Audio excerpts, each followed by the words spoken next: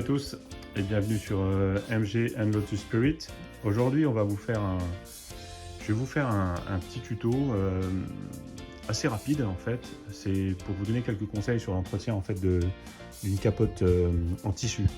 Hein, c'est donc la capote que l'on retrouve sur les Lotus Elise S1, Lotus Elise S2. On a ce type de capote qui n'est pas en vinyle, qui est effectivement en tissu.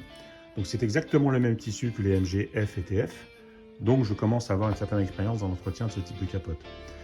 Alors, la première chose à faire si vous voulez entretenir votre capote, c'est évidemment de passer régulièrement un aspirateur dessus. Bon, pour ma part, j'utilise l'aspiration centralisée de la maison. Ça permet d'extraire en fait toutes les petits poils, toutes les petites aspérités qui peuvent se fixer éventuellement dans les mailles, dans la fibre en fait du tissu. Vous allez donc enlever tout ça dans un premier temps.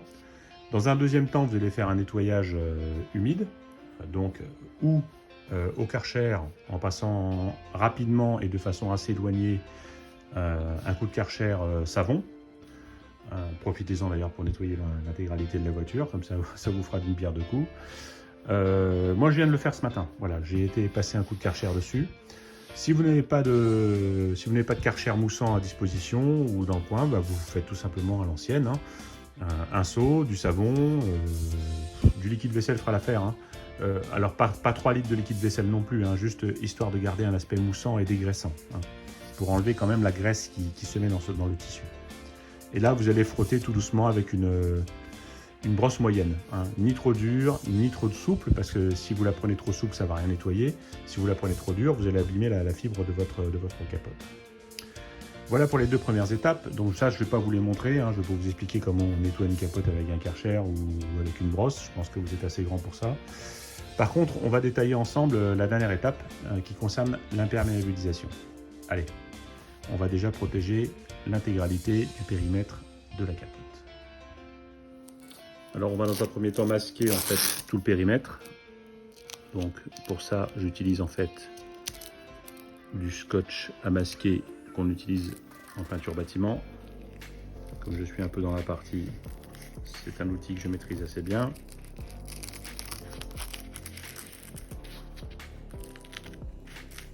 Il suffit de 10 chats pour faire des conneries.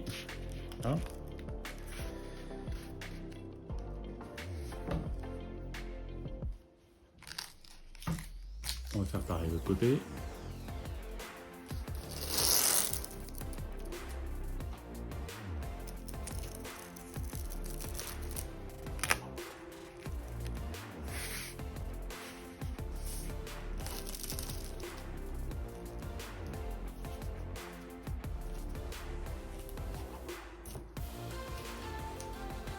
Alors un conseil, ne la mettez pas tout à fait en limite, mettez-le carrément par-dessus et ensuite vous passez le doigt pour faire rentrer le scotch. Faire rentrer le scotch sous. Vous voyez ce que je suis en train de faire. J'espère que j'arrive à cadrer à peu près correctement. Voilà. Comme ça vous êtes sûr en fait de ne pas de bien protéger en fait les abords. Voilà. Si vous scotchez directement sur le tissu, évidemment vous n'allez pas imperméabiliser cette partie. Je vais m'aider avec un objet. Voilà, donc là je peux m'aider avec en fait un outil qui me sert habituellement à démonter les plastiques intérieurs.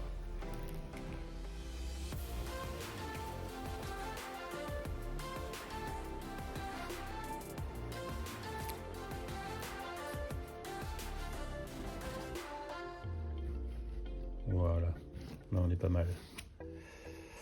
Là c'est parfait. Pour la vitre, vous appliquez directement le scotch, voilà, sur l'arête en fait de votre vitre de porte. Vous pouvez la fermer, voilà, donc là une protection. Ça c'est fait. Il nous reste à faire après toute cette partie. Donc là pareil, on va glisser en fait un gros scotch en dessous.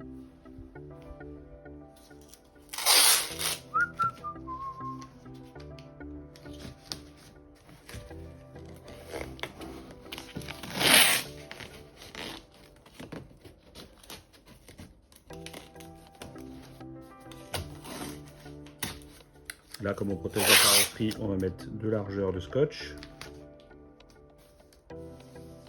N'appuyez pas trop, sinon vous allez galérer pour les décoller. Donc, à partir du moment où il est appliqué et juste jointif, ça suffit. Voilà.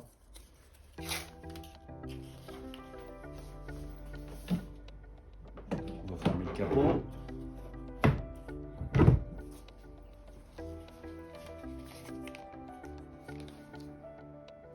Alors pour protéger la lunette arrière, là il suffit de mettre un tissu auquel vous ne tenez plus évidemment, hein, une vieille couette ou une vieille housse auto fera l'affaire. Là en l'occurrence c'est un vieux drap housse je crois. Il me sert pour ce genre de cas. Donc là je m'emmerde pas, je me contente simplement de mettre le tissu là, voilà.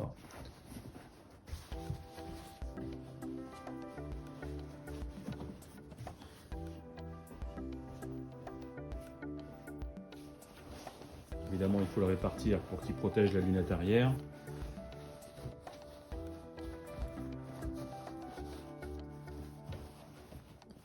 Voilà. Là, on a une protection qui est quasi parfaite pour ce qu'on veut en faire.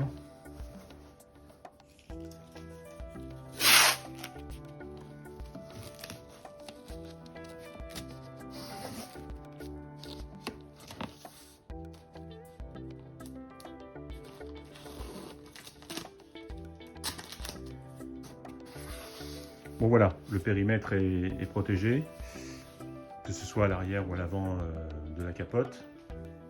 Quel intérêt? Ben, tout simplement à éviter de mettre du produit imperméabilisant sur la carrosserie ou sur les vitres. C'est du temps de gagner parce que si vous ne masquez pas, ben, vous serez bon pour une bonne séance de nettoyage après l'application du produit. Alors, quel produit utiliser? Bon, il y en existe une multitude. Moi, j'ai choisi cette fois-ci, c'est la première fois d'ailleurs, donc ce sera une première pour moi, d'utiliser du spray. Pourquoi? Parce que j'en avais un petit peu marre d'utiliser un pinceau large. Hein. Normalement, vous utilisez un nettoyant en phase liquide. Vous allez le mettre dans un petit pot et vous allez le passer en fait en passe croisée avec un pinceau suffisamment large. Bon, c'est bien, mais l'inconvénient c'est qu'on ne peut pas forcément quantifier la même quantité d'imperméabilisant partout. Donc je préfère passer directement sur du pulvérisateur qui lui va pénétrer directement le tissu et je serai à peu près sûr d'en avoir mis la même quantité à peu près partout. Voilà. Bon, les marques, bon, ça je l'ai pris sur Amazon. C'est la première fois. Il a une très bonne presse, de très bonnes critiques, donc pourquoi ne pas l'utiliser. Sinon, dans les marques connues, vous avez Belgum, évidemment, qui fait un produit pour imperméabiliser les capotes. Et vous avez également Renovo, qui est un produit, lui, anglais, hein, qui est très connu d'ailleurs des gens qui roulent en cabriolet anglais.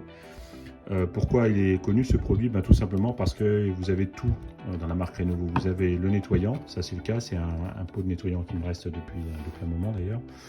Vous avez également un imperméabilisant qui se précise également comme ça, hein, c'est toujours en 500 ml je crois. Oui voilà, 500 ml. Vous avez également l'imperméabilisant et également le rénovateur. Si vous voulez rénover éventuellement la teinte de votre capote et si vous avez la chance de tomber dans les teintes proposées par Renovo, eh bien, vous pouvez tout simplement rénover la teinte de votre capote. Voilà, donc nous on va utiliser ça maintenant et puis on va voir un peu ce que ça donne à la fin. A tout de suite. Alors je vais partir du centre de la capote pour en fait ensuite après m'éloigner vers la périphérie. Allez, on y va. On voit que le produit commence à pénétrer la capote.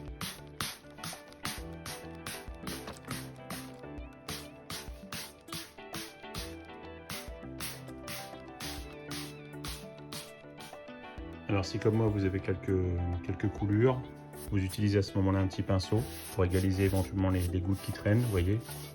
Voilà, vous voyez ici la formation de gouttes. C'est certainement un endroit où je spray un peu trop fort, où je mets un excédent de produit. Donc là l'intérêt du pinceau c'est qu'il va vous permettre d'unifier en fait et d'égaliser en fait l'application du produit. Voilà.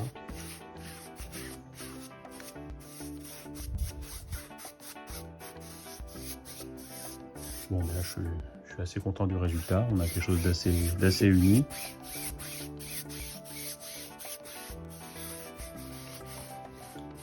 Il va rester à laisser sécher maintenant.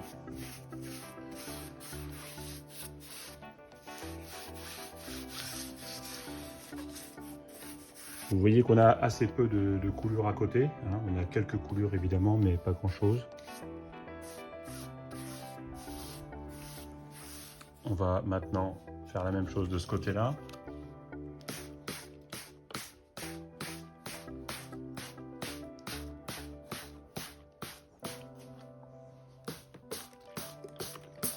À l'approche du pare-brise, appliquez-le plutôt dans ce sens-là. Ça vous évitera de repeindre le pare-brise.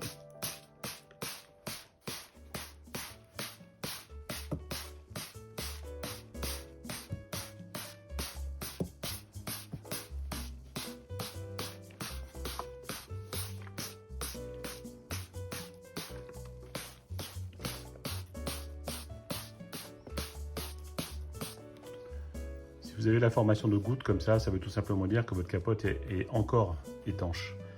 Hein, ça veut dire qu'elle a gardé un aspect, plus exactement une fonctionnalité déperlante. Donc elle forme, les gouttes de pluie peuvent en fait glisser dessus. Voilà, l'application du produit est terminée. Alors le gros avantage quand on applique ce produit, c'est que évidemment la capote va devenir sombre. Hein, elle va changer de couleur, donc vous aurez l'occasion en fait de voir tous les endroits que vous avez traités. Hein, il ne peut pas y avoir d'endroit qui va vous échapper puisque a priori elle a changé de couleur partout, donc voilà. Donc on voit bien qu'elle est bordeaux très foncé là. On va maintenant laisser sécher. J'ai ouvert les deux portes de garage pour être en atmosphère tempérée mais ventilée. Voilà, comme ça on est sûr que ça va sécher correctement. Bon, allez, à tout de suite pour voir là, le résultat. Voilà, j'ai supprimé en fait les protections périphériques et on se rend compte effectivement que la capote a récupéré sa couleur d'origine. N'oubliez pas qu'elle était foncée lorsqu'on a fait le traitement.